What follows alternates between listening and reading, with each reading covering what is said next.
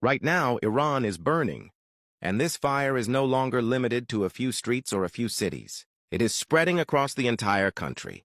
For the first time during protests, flights inside Iran are being suspended and canceled.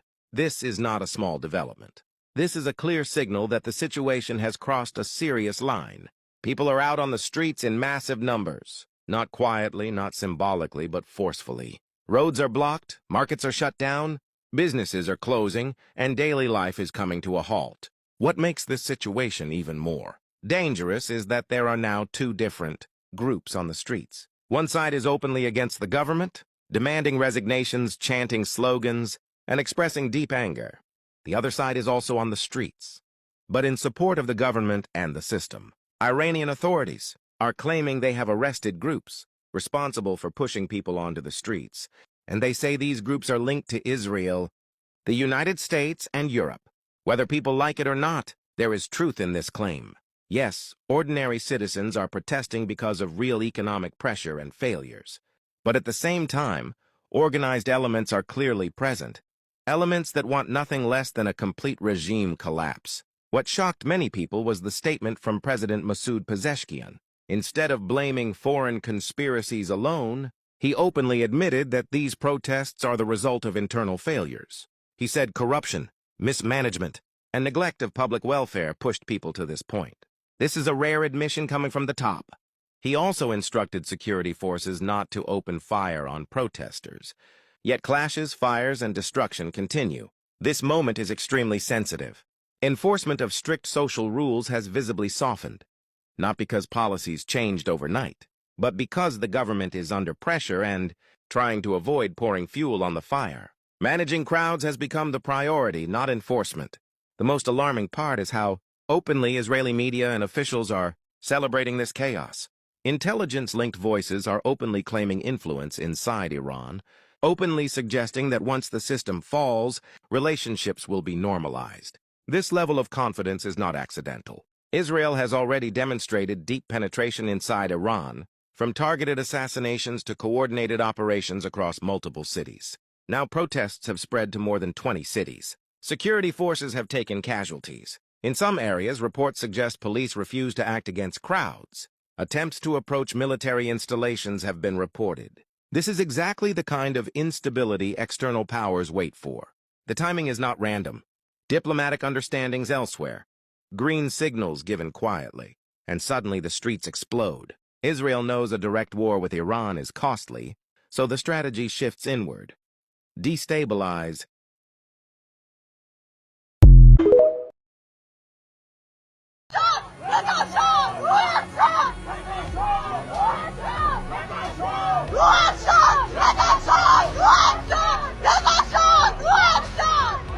This is what happens. They use besiege, they make a few arrests, they scare people, they shoot, a few live bullets, not too many, because they don't want to create more of a situation, just enough for people to go home and be scared, which is completely understandable. Now, they didn't do this. They literally called the RSGC immediately. So that tells you two things. Number one, besiegers are responding, which is fun. And number two, they have to accelerate the protocol of crackdown and go to the very heavy approach immediately. That tells you that there's incredible fear within the regime, and that most likely Mojtaba, who's in charge of all the crackdown, is That's the literally son. losing That's the his son mind of right now. Khomeini. Yeah, that's the son. Absolutely. The heir to the throne or whatever. Yes. Now, when it comes to calling the proxies, and this for this one, you're gonna have to say thank you to Yossi Cohen people, because the pagers took out a lot of them. So, Yossi, hi. This is what I'm gonna say. When the regime calls for outside forces, economy. The protests have now expanded beyond. Authorities in Iran say a member of their paramilitary force has been killed as clashes between police and demonstrators escalate. Witnesses say the government is using tear gas and water cannon against protesters. More and more people have been taking to the streets over the past few days, angered by Iran's leaders and their handling of the economy. The protests have now expanded beyond the capital of Tehran into other regions. These pictures show protesters trying to break into a government building in the southwestern province of Fars. Cameron Matten is a senior lecturer in international relations at the University of Sussex in the UK. Welcome. We're now seeing protests in places like Fasa and Kudasht, far beyond Tehran. How much of the population is involved or at least in support of the protests? Yeah, good morning, Melissa, and Happy New Year to you and your viewers. At the moment, it seems that the protests are in majority Persian speakers part of Iran. And I think this is of significance because the last major round of protests in Iran in 2022, when the Kurdish woman, Jina Amini, was killed by morality police in custody, it began from the periphery of Iran, from Kurdistan, and it remained active and quite intense in peripheral provinces such as Baluchistan, Khuzestan, and Kurdistan. This time, the protests have begun from Tehran, the capital city, which is, of course, has the most impact on Iranian state and Iranian economy. So in that sense is important, but the fact that it hasn't yet spread to non-Persian speakers parts of Iran is, remarkable in some sense. It seems that people in those regions are worried about the usually more violent ways in which the government deals with protests in those parts, as opposed to the major cities in Tehran or in Iran or in Tehran itself. So at the moment, it seems that it's mostly shopkeepers, the so-called bazaar or merchant part of Iran, but it has also spread, the protests have spread to major universities, and university students usually have played a much more radical politics in Iranian history, so that is also very significant. Is there anything different that you feel about what's happening right now? You talk about the fact that, this time the security seems to be taking a slightly lighter approach than in the past? Indeed. What has actually caused some rumors within Iranian social media is that, first of all, the protests began from Tehran Bazaar, which is the sort of trade, the heart of Iranian trade and merchant economy. And Iran's merchants have historically had very close relations to the clerical establishment.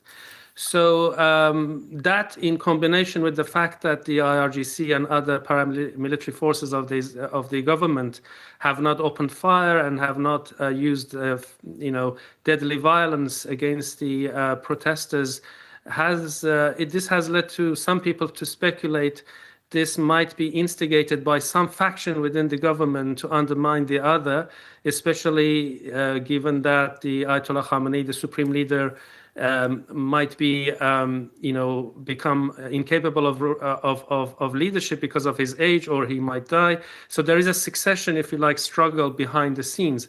But no matter how it has begun, as we have seen from the footages we see, people, of course, join the protest, and it can go out of control as far as the government is concerned. And there were reports of a fatality among the security forces today. So there are some gray areas about this protest, but we don't know enough to say with any certainty about the dynamics of the protest at this point.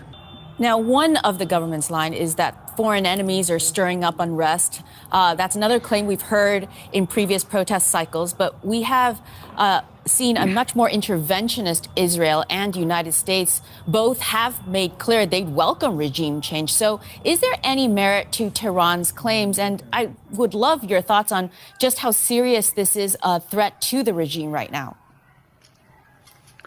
As you mentioned, I mean, the Iranian government always attributes domestic protests to foreign instigators, but we know that the economic situation is nothing short of catastrophic. So to say that it simply instigates from outside is not accurate at all. But having said that, I think the Iranian government is extremely worried about the combination of, crippling sanctions as well as inflation, corruption, the loss of legitimacy of Iranian state following the collapse of so-called resistance axis across the region from Palestine to Lebanon and Syria and so on. And the fact that in the latest meeting between Netanyahu and Trump, there was some sort of green light to potential new rounds of attacks on Iran's nuclear and missile program. So actually, in one of the reasons that some people say that the government hasn't used deadly force from the beginning against the current protests is that they are afraid of using force of that kind might actually inflame the protests, and that will further weaken the government in case there's a new kind of round of war with Israel and the United States. Kamran Matan, Senior Lecturer in International Relations at the University of Sussex in the UK. Thank you very much for your time. Thank you. Behnam Ben Taleblu specializes in Iranian security and politics. He is Senior Director of the Iran Program at the FDD, or Foundation for Defense of Democracies. Welcome to DW. You've described this as a national uprising, far beyond economic grievances. With them? Seriously? Welcome to the Iran Breakdown. I'm your host, Mark Dubowitz. There's a truth we'll come back to again and again on the show. The Iranian people are extraordinary. Whether in Tehran or Los Angeles, Berlin or Toronto, Iranians are known for their brilliance, their resilience, and drive. But here's the tragedy. Only Iranians living outside the Islamic Republic are free to thrive and prosper. Inside Iran, under the grip of this brutal regime, that potential is crushed. But it wasn't always this way. Just a few decades ago, Iran was a very different place.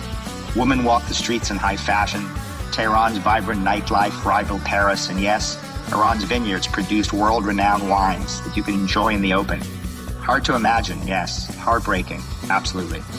The people of Iran used to be free before the Islamic Revolution of 1979 turned their lives and their country upside down. Before we dive into today's regime, its nuclear ambitions, its terror networks, and its stranglehold on the Iranian people, we need to understand how we got here. Joining me to tell that story is Reza Pahlavi, the Crown Prince of Iran. As the son of the last Shah, he was raised to one day take the throne. But history took a brutal turn when the 1979 revolution forced him and his family into exile. Since then, he's become a leading voice for freedom, calling for an end to the Islamic Republic and the birth of a secular democratic Iran. In this episode, we'll explore the regime's relentless crackdown on dissent, the courage of Iran's opposition, and the critical role the free world must play in standing with the Iranian people in their fight for liberty. I'm Mark Dubowitz, and this is the Iran Breakdown. Let's break it down. Your Highness, thank you so much for joining the Iran Breakdown. It's really wonderful to have you. Thank you so much. And so let's break it down. I want to start with, for many of our listeners, they know you. Many of them are supporters of yours. But for those who aren't, tell us a little bit about your background, the story, how you came to America, your life in Iran. Really interested to know the man behind the myth. Well, first of all, thank you for having me on your program. I will start by saying that I was pretty much getting groomed to be the successor to my father as a crown prince. So my life in my early years of childhood and my teen years was, apart from going through the same educational process that every other Iranian would go through in school, I was also getting prepared for the role, and therefore would have separate briefings by representative of various branches of government, civil and military, also participate in some more official ceremonies by, for instance, presiding over the a sport event, or giving prizes to workers, or visiting factories, things of that nature, which is pretty much what in most royal families you see is being played by and you became crown prince at a very young age. Well, I was officially nominated when I was almost 7 years old. That was in 1967. My father delayed the whole coronation ceremony of himself by many years, because when he assumed power, as a result of when my grandfather had to abdicate and went into exile in the middle of the Second World War, that's where my father took over. And it was not, that was back in 1943, if I'm not mistaken. So it was not until 1967 that he deemed it appropriate then to say, okay, at least the country is now on track, we're beginning to move forward. And then he said, finally we'll have the coronation ceremony. And it was during that ceremony where I was officially proclaimed the crown prince. even though at birth it was established, but it was a way to officialize it. So it was back in 1967. At the time, I was like 6 or 7 years old. And so I stayed in Iran until the summer of 1978, which is when I graduated from high school. And the plan was for me to travel to the United States to formally undergo pilot training program in Reese Air Force Base. This is 6 months before my parents had to leave Iran for the last time. So it was 6 months before the revolution. And you were about 17 at the time? I was 17 and a half at the time, yes. So basically I left Iran with the idea that I would be returning to it a year later after my training would be over. So I did arrive in the United States. I went to a short orientation visit at Colorado Springs, the Air Force Academy, and I started my training in Reese Air Force Base in Lubbock, Texas, back towards the end of August of 1978. And that pretty much was, the plan. And then in the meantime, we started seeing more and more upheavals in Iran, the revolutionary fervor, and all of that led to ultimately my father leaving Iran in January 16th of 1979. So that's practically about 6 months after I left Iran for the last time. And then from there on, the exile period started, meaning that about a month after my father left Iran, Khomeini returned to Iran. The new revolutionary government was put in place, and in the meantime, my family was moving from country to country during this whole exile period. So that pretty much changed the whole, process from where it was supposed to lead to now a completely different set of circumstances. Yeah, I mean, that's an incredible upheaval in your life. And so you isolate its economy. For decades, Iran's political system has faced pressures that many governments would have struggled to survive. It has endured an 8-year war with Iraq, waves of international sanctions designed to isolate its economy, covert operations and assassinations targeting senior figures, repeated diplomatic standoffs with Western powers, and a series of internal uprisings that have periodically shaken the country. Each time the state absorbed the shock, reasserted control and continued forward. As 2026 approaches, however, a different kind of threat is testing the resilience of Iran's leadership. It is not a military confrontation, nor a new round of sanctions, nor an external attack. It is economic collapse unfolding in real time, driven by the rapid deterioration of the national currency and compounded by multiple domestic crises that are converging at once. The Iranian rial has long been a symbol of the country's economic vulnerability, but the pace of its recent decline has alarmed even seasoned observers. On a recent Monday, the currency plunged to a record low, briefly trading at around 1.42 million rials to the US dollar.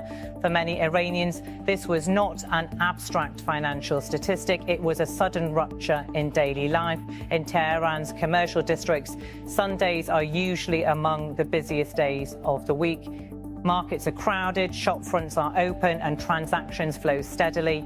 This time, the scene was different. Metal shutters came down across entire streets. Shopkeepers abandoned their counters and moved into the open, gathering in protest. Some shouted, "We want our livelihoods back." Others went further, chanting death to the dictator. What began in the capital did not remain confined there.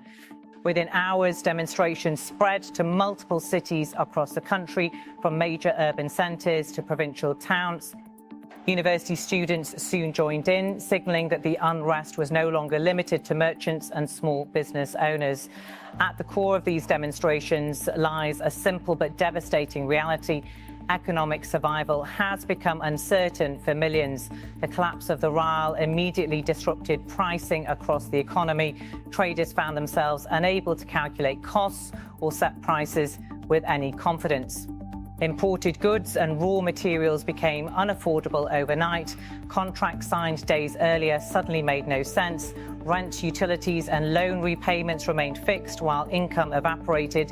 For shopkeepers and wholesalers, the shock was existential. Many depend on imported components or foreign-priced inputs. When the currency collapses at that speed, inventory becomes both a liability and a risk. Selling too cheaply guarantees losses. Selling at replacement cost drives customers away. In that environment, shutting down becomes a form of protest and self-defense at the same time. Yet the currency crisis is only the most visible symptom of a much broader breakdown. Iran is confronting multiple structural emergencies simultaneously. An energy crisis has led to widespread power cuts, disrupting factories, offices and homes. A severe water shortage has left reservoirs and dams at dangerously low levels after one of the worst droughts in decades. Entire cities face rationing, and officials have quietly warned that supplies may not be sustainable through the coming year. Inflation continues. And the Iranian people continue to have total control of the streets in almost every city and town at this point, at least all the major cities around Iran. They have also managed to capture a number of local police stations.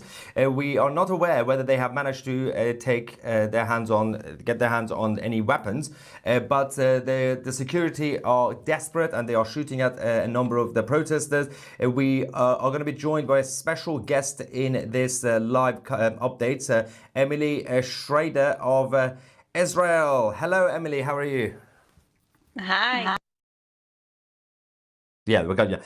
So there's a lot to cover here. Let's first, before we show you guys the videos that we are receiving from Iran, Emily, what are the Jews doing? What is the state of Israel doing? And we are hearing a lot of chatter about a potential move by the Israelis against the IRGC, and the Islamic Republic are getting ready because they've been doing ballistic missile tests. What's going on with those guys?